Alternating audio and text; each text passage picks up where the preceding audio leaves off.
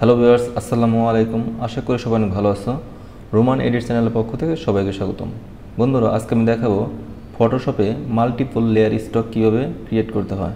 আমার এই টিউটোরিয়াল প্রথম থেকে শেষ পর্যন্ত দেখলে তোমরা এরকম মাল্টিপল লেয়ার স্টক ক্রিয়েট করতে পারবে।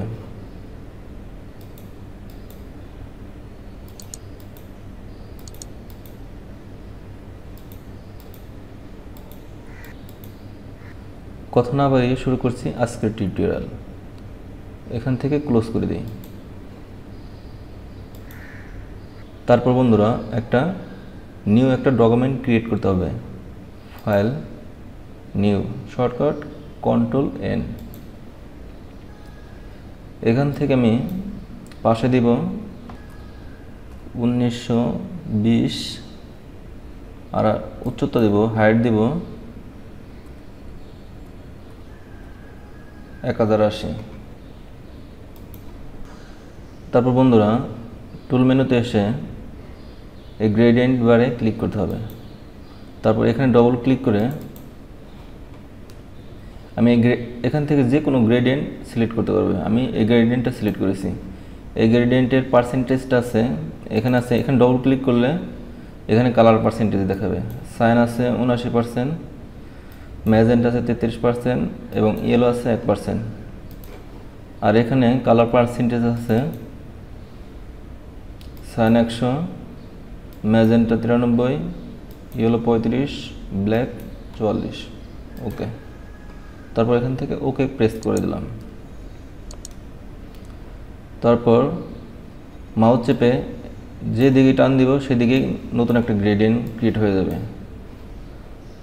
আমি নিচ থেকে উপরের দিকে গ্রেডিয়েন্ট ক্রিয়েট করলাম। তারপর বন্ধুরা টুল মেনু থেকে ট্যাব টুল সিলেকশন করলাম। তারপর আমি এখানে মাউস ক্লিক করলাম। টাইপের নাম এজেন্সি এফবি, টাইপের আকার বোল্ড এবং সাইজ আছে 480 থেকে আমি একটু কমিয়ে 460 করলাম।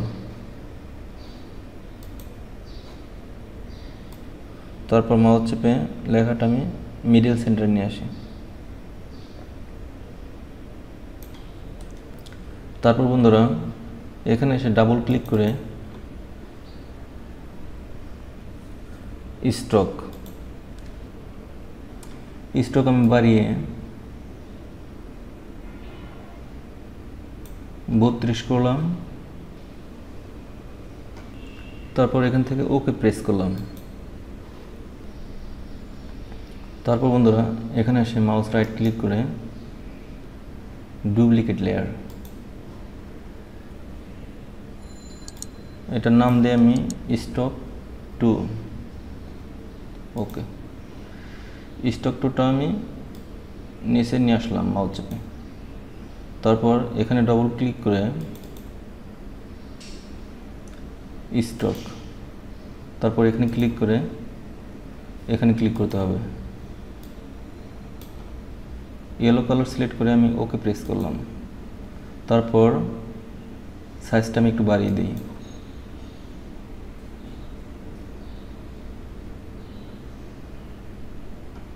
এখান থেকে আমি 42 করে দিলাম। তারপর বন্ধুরা এখান থেকে ড্রপ শ্যাডো ক্রিয়েট করতে হবে। এখানে ক্লিক করলাম। ডিস্টেন্স এখান থেকে বাড়িয়ে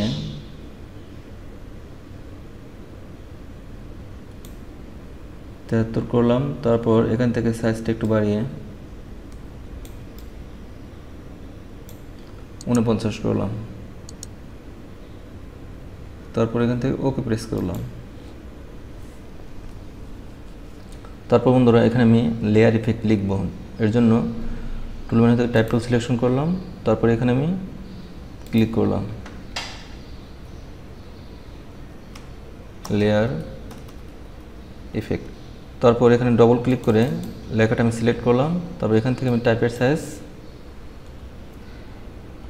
130 করে দিলাম। তারপর মুভ টুলে ক্লিক করলাম। লেখাটা আমি মাউস চেপে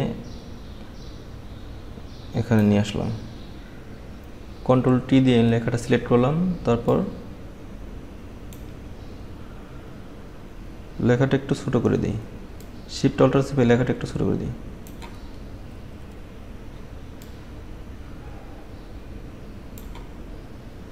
এন্টার।